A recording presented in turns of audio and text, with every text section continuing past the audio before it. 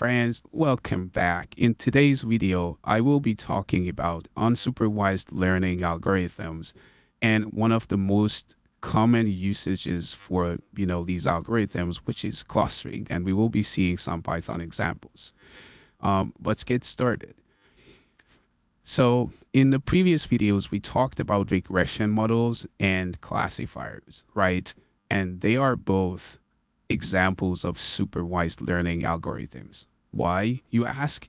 Because in both, the training data always comes with either a real number, and as I have it here in the slides, and that was the regression models, right? Like we had some samples and like we were drawing a line. So the training data was coming with an actual number that we were just like using to train our data.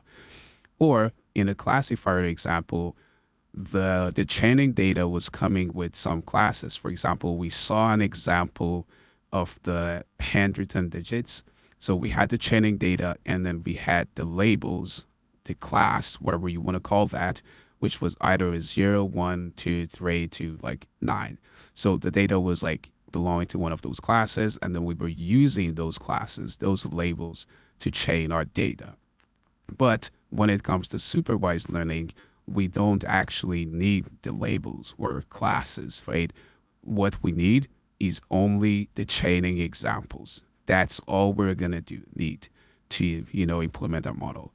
And basically, the unsupervised learning algorithms try to find the natural partitions in the training set. So you have some sample data and you want to cluster them. You want to partition them into some classes, but you don't actually know how to do that. So these algorithms try to find something, some features, and based on those features, be like, okay, we think that like these are like belong to one class and like the rest belong to another class and so on, so forth. So as I said, clustering is probably the most common use case of unsupervised learning. But what is clustering? So let's say that like you have some sample data, like you have one here, one here, one here, one here. So I mean, could be anything, right? And then some samples in here. So basically clustering is that based on the features, let's say that like this is a plot, right? So based on a feature, it says, okay, I feel like these are one sample, one cluster, and these are another cluster. Well, this also like belongs in here. Anyway, so this is like basically what we mean by clustering. So this is about the basics of, the unsupervised learning algorithm. And let's not waste time and actually start coding in Python and see some examples. As I said before, I don't really want to dive deep into like the algorithms themselves. We just want to show you how to use the algorithms in this course. In a separate video, I will be explaining, all the details and the math behind it. But for now, let's actually get started with Python and see how we can use that. Well, as always, we can start with importing matplotlib dot pyplot as PLT. We need this because we want to visualize our data. It's always good to be able to visualize our data. And from scikit-learn, which is the library that we've been using for our machine learning algorithm so far, I just want to import something that you've seen before in the previous video, datasets that has some datasets. Instead of that, you can actually like download some datasets from Kaggle or any other website that you want. And then the other thing that I want to bring and import is the cluster, which gives me, the clustering algorithms. The data set that I want to work with today is called the iris data set. That's like a data set of some flowers. These are, by the way, like the data sets that we talk about are like super common data sets, right? Everybody uses them. That's why we use them in these examples. So it's called iris. And I'm just going to say iris is, oh, you remember this command before, datasets.load So you see, like, these are all the data sets that they have, right? I'm just going to use iris now. And let's see. So if I go print type of iris, I want to see like what's in this data set. Like now I've loaded the data set. I want to see what's in it, right? So if I run this, it's going to print like a lot of information here for me, probably. Well, okay, no, yeah. It's going to say the type is this, right? So if I print a data set, so to type, I know it's like a scikit-learn utils. I meant to type the actual data set. Now it's going to print like a lot of information.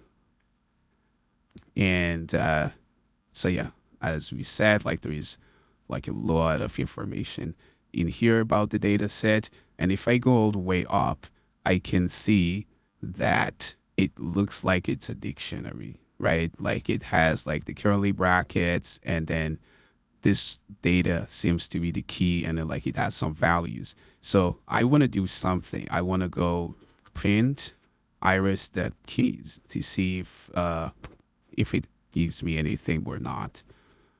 So if I do that,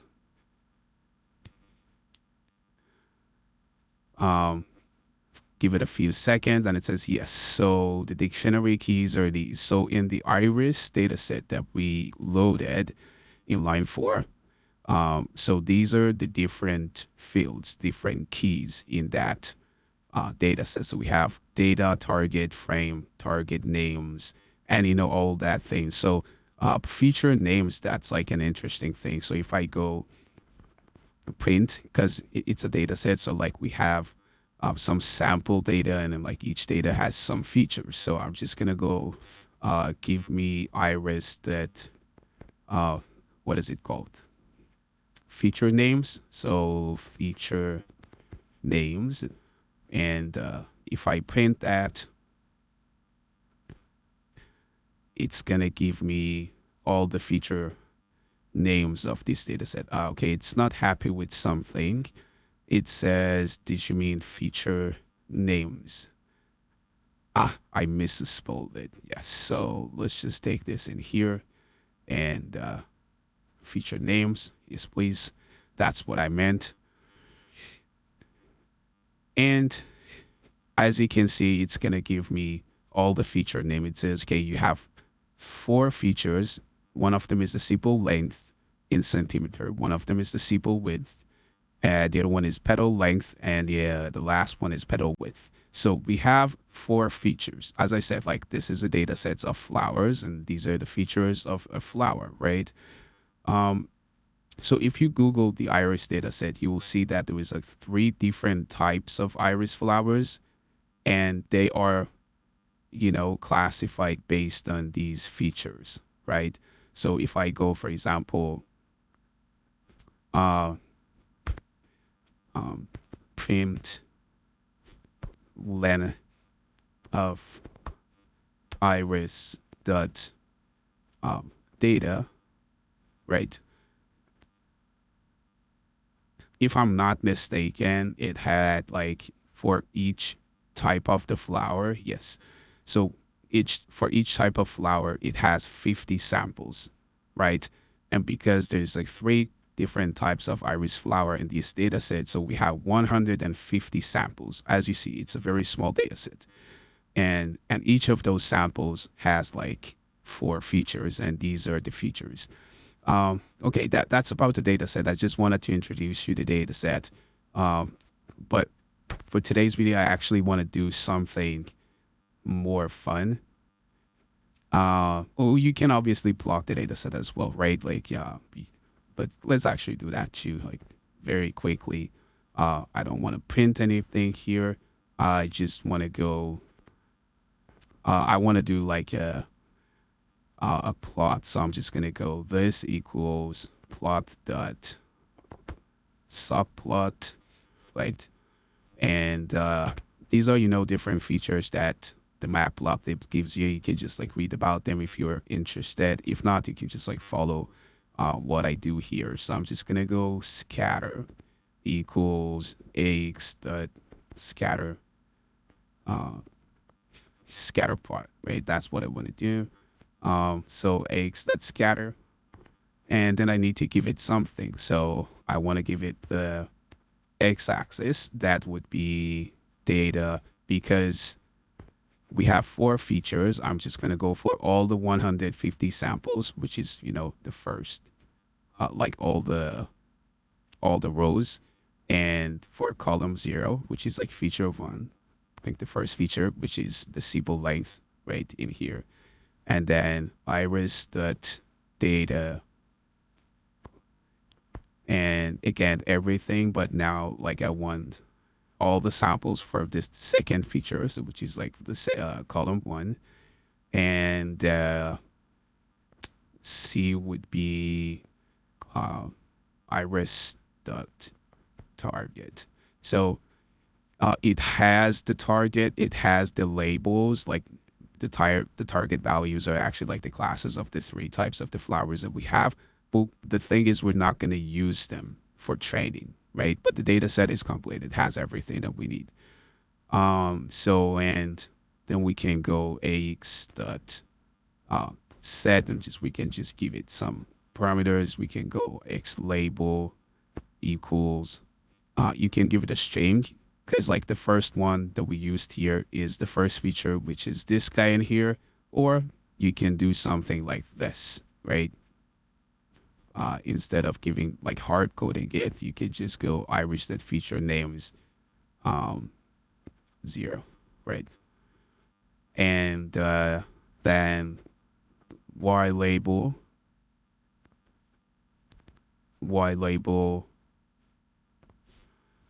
equals same thing basically, but that's like the next feature.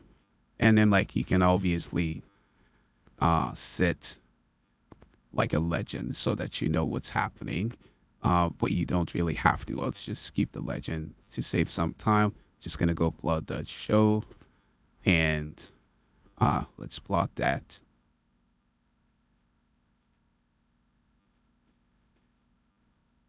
Okay, it doesn't like line 8 in here. Yes, it subplots. That's what it is. I was mistake. And S should be okay now. I hope it's happy with it now. Yes, it opens it. Okay, so this is like basically what the data set looks like.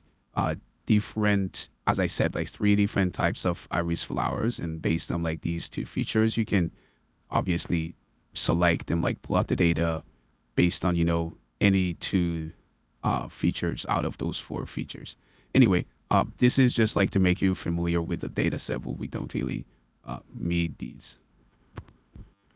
Okay, let's do something else now. Let's load the data set, but now I want to do it in a different way and actually train my data based on that. So I'm just gonna go x iris, the x values, and y iris. You can come up with your own variable names, and that's dataset dot load iris.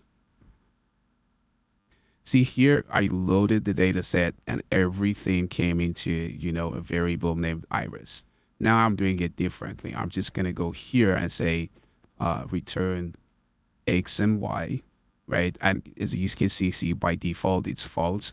I'm just going to turn that into true. So it returns the x values, which is like basically all the features in data, and the y values, right? If you want to see, like if I go print, for example, y iris, right?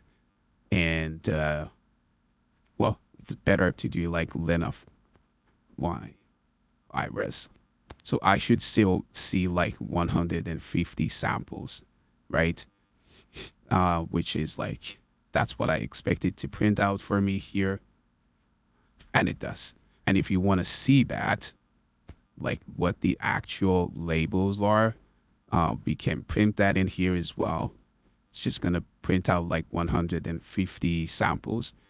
So the first 50 samples here are zeros, which is like class 0, whatever that corresponds to, like the type of the flower that it has. The next 50 are in class 1, and then the last 50 are in class 2. So this is how it looks. But let's not print that. And let's actually start with training your model, an unsupervised learning-based model to cluster data. One of the most basic and simple unsupervised learning algorithms is the k-mean algorithm, right? If you don't know much about it, you probably need to watch like a separate video on that. As I said, like I'll be making a video on it on, all machine learning, well, not all, but like the most common machine learning algorithms, and like explain how exactly they would work. But in this example and for today's video, I will be just using them. So I'm just gonna go k-means. This is like the name of the variable, the name of the object. It's better to say that I'm using. It's cluster, the cluster that I imported up here, right? And from cluster, I want to import k-means, right? That's the algorithm. And these algorithms, as you can see, like it needs a lot of information, a lot of inputs. As any other machine learning algorithm, you have to tell it like how to learn. So I'm just gonna go number of clusters. I already know that there is only like 3 clusters in here, so I'm just gonna put 3 in here. And I'm not gonna worry about like any other options in here. So hopefully like they come with the default values. So now we have the model, right? The next thing we need to do, we need to train the model. So I'm just gonna go k-means dot fit, right? You've seen the fit option a lot in the regression and in the classifiers. But here, we only are going to use the x-iris. So as you see, we haven't actually used y-iris for training. We're just like telling the model to learn based on the input data, which is like the 4 features of the flowers, right? And once the learning is done, I can go y-iris underscore or predicted, whatever you want to call that, equals to k-means dot labels. So this is like it's a keyword, it's known. So when it says that labels, it is like, okay, return me all the predicted values, right? So now you've trained your model and you have the result. Like you say, okay, like I have a model trained, and now return the labels, the classes that you think like the flowers fall into. Now I want to like measure the accuracy of the model, see how good of a model I have. In the previous video, when I was talking about the classifiers, you remember I was saying accuracy equals 0, and then like having a for loop and like comparing the predicted values with the actual value, which is this guy up here. And then like if they were the same, I would increase this, and then like at the end I would divide it by the total number of samples and be like, okay, this is my accuracy. But here you cannot do that. Why? Because so you see, for example, here it says the first 50 are class 0, the next 50 are in class 1, and the last 50 is class 2. When the k-mean algorithm classifies things and put them in different groups and clusters, the labeling may not necessarily be the same. So for example, if here, for example, the class 0 is for flower type 1, then when you train your model, k-mean may actually be like, okay, class 0 is for flower type 3, right? We don't know how it does that. So we cannot really do that. But there is another thing that we can use. Gonna go from sklearn, right? Dot metrics. We've seen this before, right? Where we imported the R2 score, right? But here I want to import something else, which is called adjusted rand score. This is what you want. So basically what this function does is that it gets 2 lists and returns a number between 0 to 1. If it's 0, it's like random, it's like really bad. The closer it is to 1, the better it is. Like the more similar the two input arrays are. So I'm just gonna go similarity score that equals adjusted random score of. Then I have the exact classes here. And then I have the predicted classes here as well. Right? So it's going to give me something between 0 and 1. Let's just like print that. And let's bring this guy over here. And preview screen here. And then now we can run this and see how good of a job we did.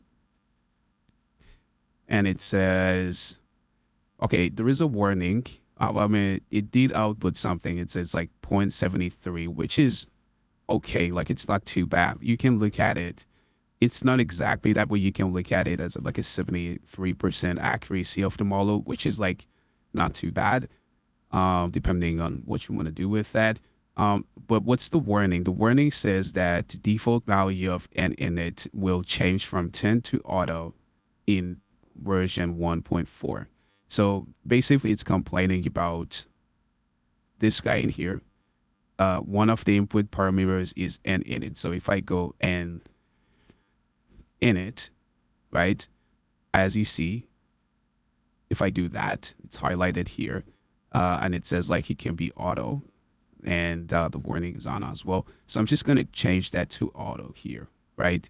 Well, you can obviously like give it a value. You can just go like, this is like 10, not as a string, right? Like you can go, it's, I don't know, like 10, right? And just run that again. It says, okay, it's not complaining about that anything, and like there is not any warning anymore. And it says, okay, the accuracy is this. You can also change that as to what the warning said here. It's going to be changed to auto, and we're going to change that to auto as well. And it makes the algorithm smarter, in quotes, to find out the best result. And it, as you see, it's like pretty much the same thing. Like it's exactly actually the same number. And you can keep playing with these values to see like how it impact the accuracy of your model. Like if I change that to 5, for example, let's see like if it increases or decreases the accuracy. It didn't really do anything, right? And if I go to 50 instead of 5 or 10 and auto, it's not really changing anything. So looks like it's not really that important of an input argument, at least for this example. Anyway, that's about it. This is how we just use the k-means algorithm. And as you can see, it's just like 2 or 3 lines of codes, super easy to use and very, very fast. Well, as always, thank you for watching me. And please don't forget to subscribe to support my channel and also to be notified when the next video is uploaded. You guys have a good day. Take care. See you in the next video. Bye-bye.